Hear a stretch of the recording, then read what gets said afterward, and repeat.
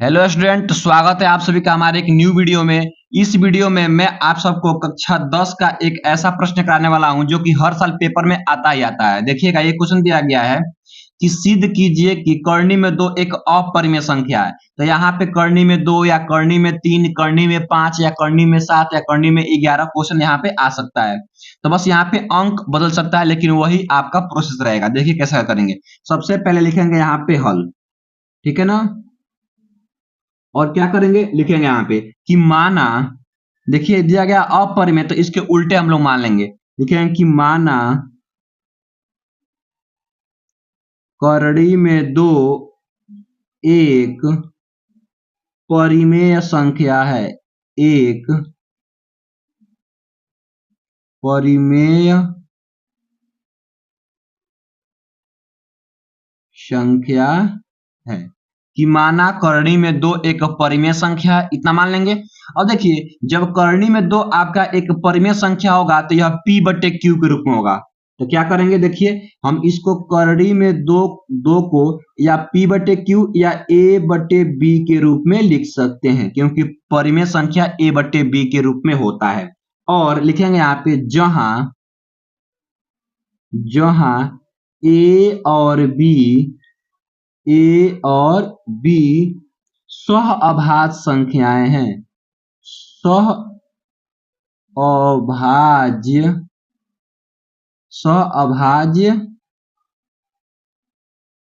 संख्याएं हैं, सह अभाज्य संख्याएं हैं। एवं जो b है आपका यह 0 नहीं होना चाहिए, ठीक है ना। और देखिए इतना लिख देंगे क्योंकि अब यहाँ पे जो आपका a और b है यह सहअभाज्य संख्या है। तो सहअभाज्य संख्या क्या होती है कि ऐसी दो या दो से अधिक संख्याओं का जोड़ा जिसमें कुछ भी कॉमन न हो, यानी कि उसका HCF केवल एक हो। तो यह बात अभी आपको समझ में आया है कि यहाँ पे हम a और b सहअभाज्य संख्या क्यों लिखे हैं। अब देखिए, जो आपका ये दिया गया करनी में दो बराबर a बटे b, तो लिख देंगे इनको दोनों पक्षों का वर्ग करने पर, दोनों पक्षों का वर्ग करने पर, तो दोनों पक्षों का वर्ग करने पर, तो जब दोनों पक्षों का वर्ग करेंगे तो क्या होगा, अंडर रूट में 2 का वर्ग और बराबर a बटे b का वर्ग कर देंगे। हो गया। अब इसको हम हल करेंगे तो अंडर रूट में 2 का वर्ग केवल आपका 2 हो जाएगा और बराबर a का स्क्वायर बटे b का स्क्वायर, ठीक है। अब देखिए क्या करेंगे, ये भागा में इसको भेजेंगे तो गुणा में हो जाएगा, तो क्या होगा 2b स्क्वायर बराबर a स्क्वायर, ठीक है ना। उसके बाद से क्या होगा, देखिए अब इस 2 को इधर भेज देंगे तो गुणा में आए तो भाग हो जाएगा, तो b स्क्वायर बराबर a स्क्वायर बटे 2, इसको समीकरण 1 मान लेते हैं। अब देखिए यहां से एक निष्कर्ष निकलेगा कि नीचे यहाँ पे 2 है, इसका मतलब 2 a स्क्वायर को विभाजित करता है। क्या करता है, a स्क्वायर को विभाजित करता है। तो लिखेंगे यहाँ पे चूंकि 2a स्क्वायर को विभाजित करता है, विभाजित करता है, ये लिख देंगे कि 2a स्क्वायर को विभाजित करता है, इसलिए क्या होगा, इसलिए 2a को भी विभाजित करेगा, विभाजित करेगा, ठीक है। कहने का मतलब है कि a स्क्वायर 2a स्क्वायर को विभाजित करता है, इसका मतलब 2a को भी विभाजित करेगा, ठीक है। इतना लिख लेंगे। अब देखिए क्या करेंगे आगे। अब इसके बाद से हम लोग क्या करेंगे ना, लिख लेंगे फिर माना, लिखेंगे पुनः माना आपका a बराबर 2m मान लेंगे कि a बराबर 2m, ठीक है। ए बराबर 2m। अब देखिए क्या होगा, ए का मान समीकरण एक में रख देंगे। देखेंगे यहाँ पे कि ए का मान समीकरण एक में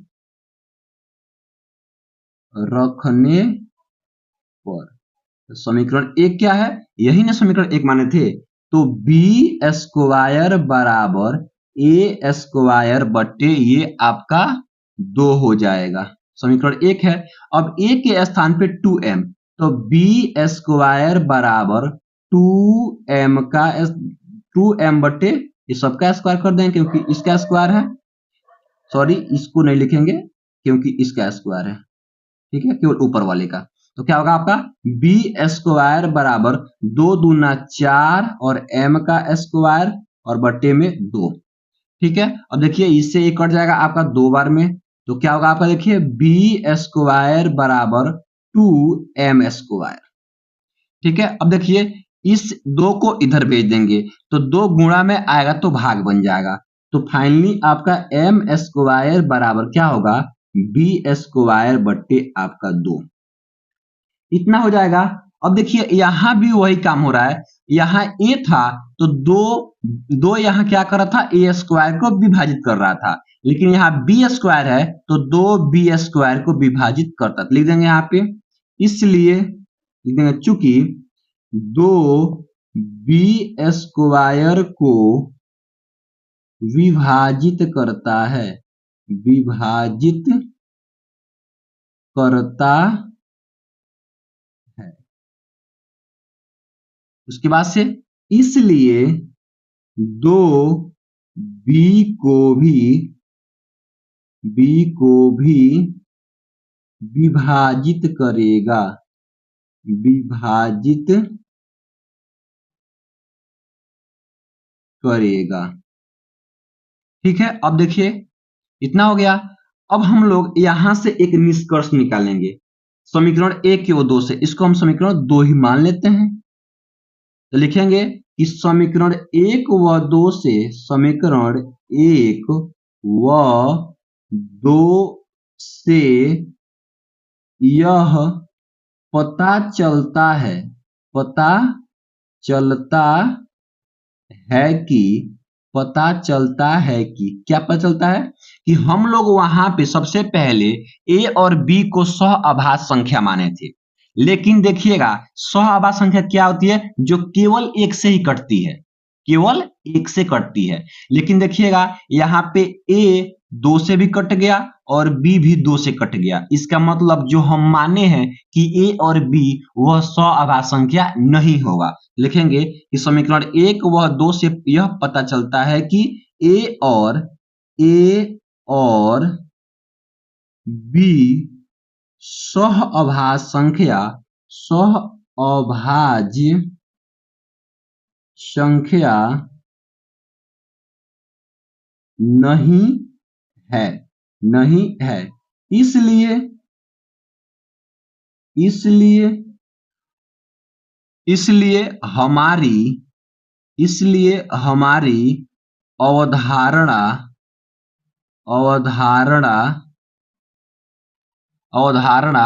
गलत है, गलत है। अतः करड़ी में 2 एक परिमेय संख्या नहीं बल्कि एक अपरिमेय संख्या है, ठीक है ना। तो इसको आप लोग ऐसे करेंगे, ठीक है ना, तो इस तरीके से आप लोग इसको हल करेंगे और ऐसे करेंगे तो आपको 6 में 6 मिलेगा। और ये आप सभी का गारंटी है, मेरा गारंटी है कि 100% ऐसा क्वेश्चन एक पेपर में मिलेगा ही मिलेगा। तो आप लोग ऐसा प्रश्न एक तैयार करके ही जाइएगा, ठीक है ना। तो आई होप, मैं आशा करता हूं कि आप लोगों को यह वीडियो बहुत ही अच्छा लगा होगा। अगर वीडियो अच्छा लगा है तो वीडियो को लाइक कर दीजिए और आप लोग चैनल पर नए हैं तो चैनल को सब्सक्राइब कर लीजिए ताकि ऐसा वीडियो आप लोग को हमेशा मिलता रहे। Thank you for watching this video.